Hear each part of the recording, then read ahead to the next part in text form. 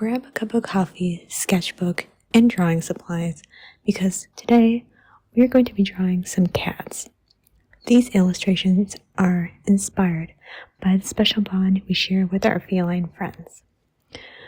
I was thinking about all the ways that cats bring joy in our lives. They are such, unique companions.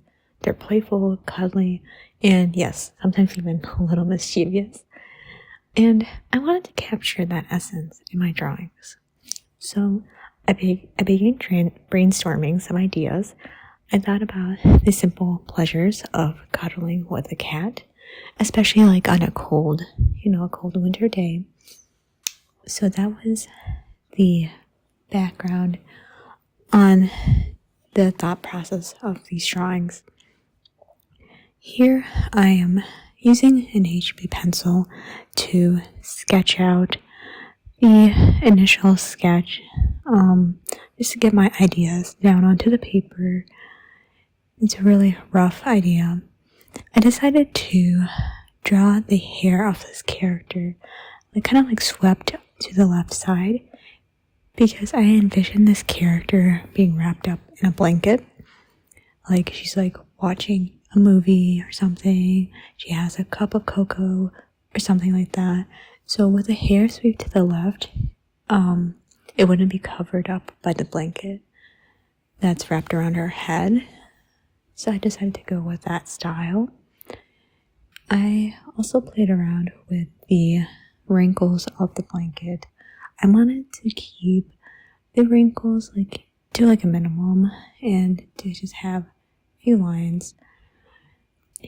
I drew the arms of the cat kind of crossed over each other, just to show that the cat had some attitude, I was thinking about my friend's cat, how my friend's cat is super sassy and is always kind of spying on us, peeking her head out from the corner and just always watching what we're doing. So that was kind of the feeling that I wanted to encompass in this drawing. So once I had the cat shape, I kind of drew out the details. I wanted to emphasize the large eyes on the cat. I feel like the larger the eyes, the cuter, the cuteness increases of the character. So let's see, here I'm drawing the rings on the hands. I kind of was really debating on whether or not to include rings on the fingers because there's already so much going on, on the fingers. And that's the thing about drawing. You kind of have to know when to add details, when to hold back. It's a fine balance, which I think I'm still trying to learn that. I kind of like how the right eye is higher than the left eye. Kind of like the right eyebrow is pulling up the right eye. I like the expression on this character. So here I'm right into the inking process. The inking process is basically redrawing what you already had. I don't really like redrawing my old drawings unless they're super old from 10 years ago. But I actually like inking for some reason, mainly because I like deciding which lines to make bolder versus lighter. I like choosing which lines to emphasize. For me, that's really fun. I would say in all of the drawing process, it's probably the funnest for me. And I don't even know if funnest is a word, but I'm going with it. Here I'm inking the hands, holding the cat, and just playing around with some of the lines, cleaning it up, making sure the pencil marks are not there. I can't tell you the amount of times I forget to erase the pencil marks, and I just leave them there, on the paper.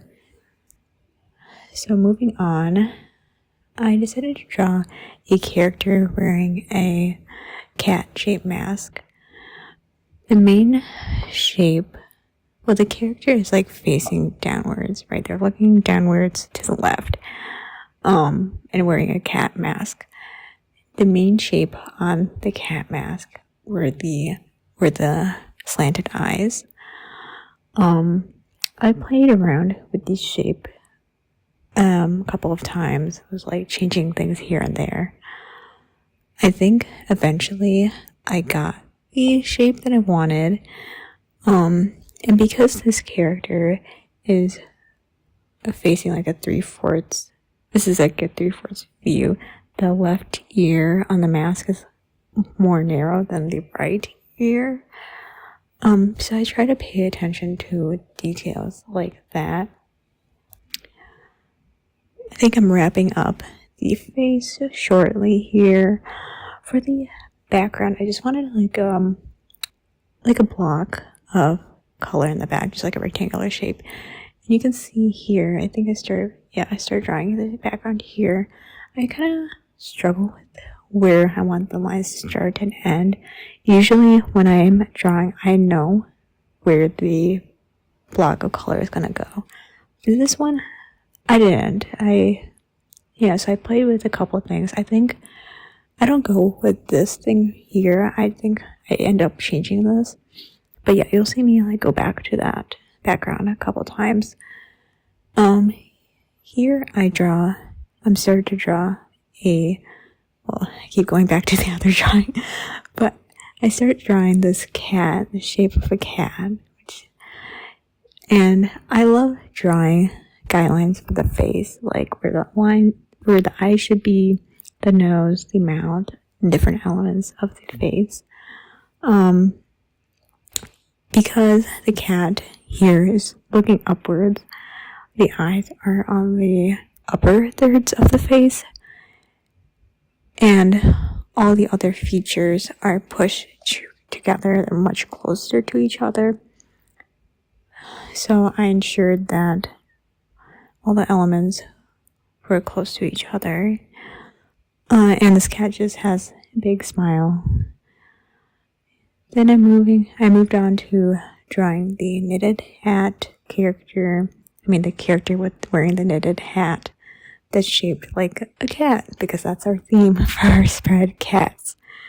I wanted the expression on this character to be more, like kind of, I wouldn't say goofy. I don't know why that's the first word I'm thinking of.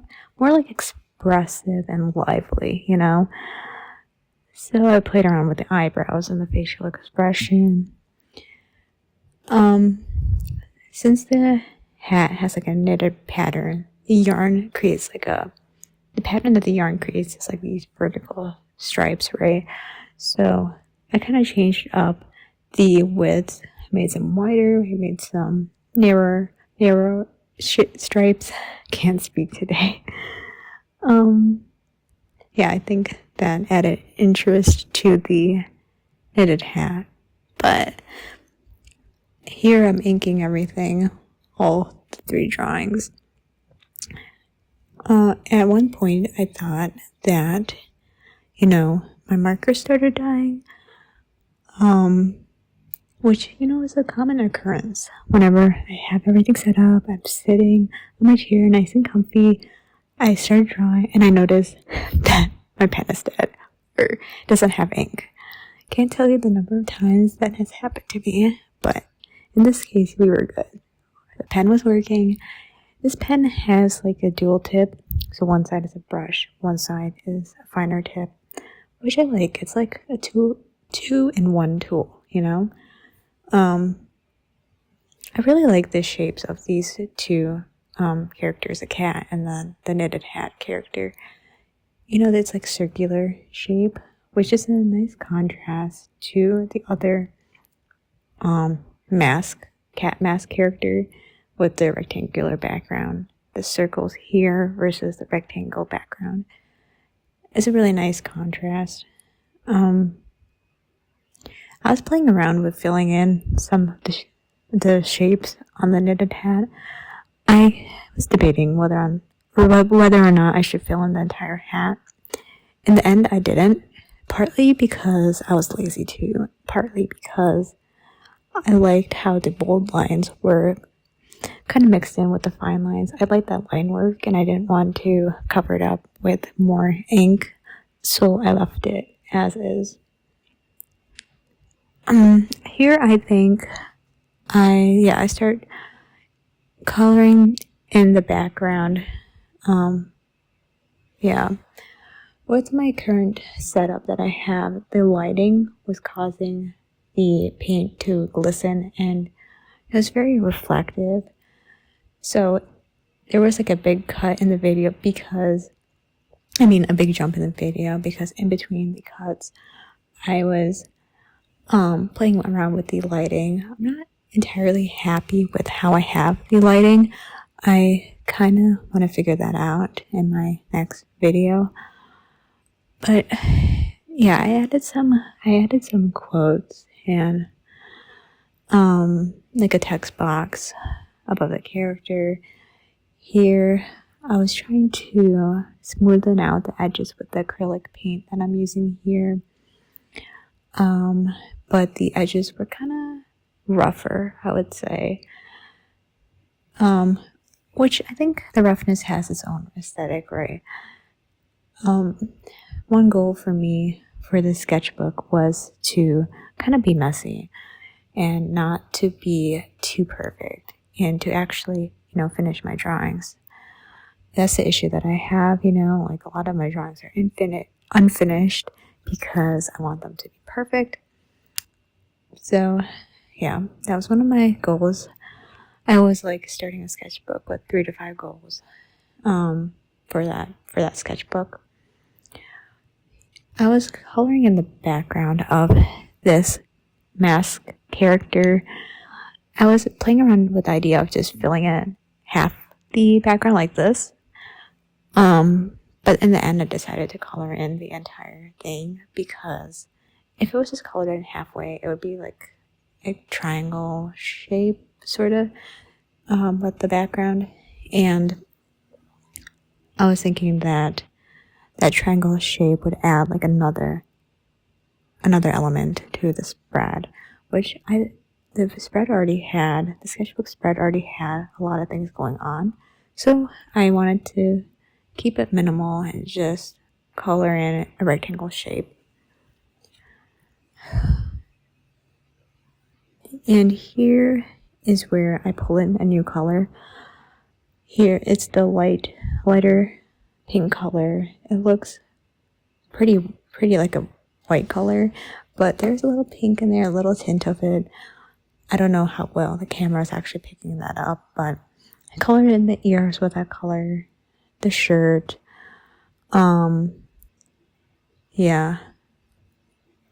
Just to add more, this just adds more, shading, more intrigue to the drawing. Then I believe, here's where I add the gray color to the blanket. So what I did was, with that leftover light pink color, I added a smidge of black paint. And when I say a smidge, I mean a smidge. Like, the black color paint is easily overpowering, especially when working with these, light pastel colors.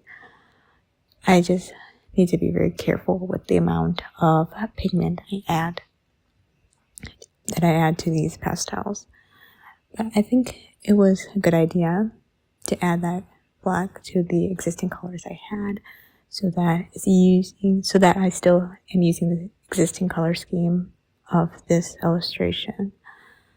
But yeah, I think what I did here was just some light touch up on the lines that got covered up with paint. I think in the end I added some paw prints, but yeah, that's the final illustration. Thank you all so much for watching.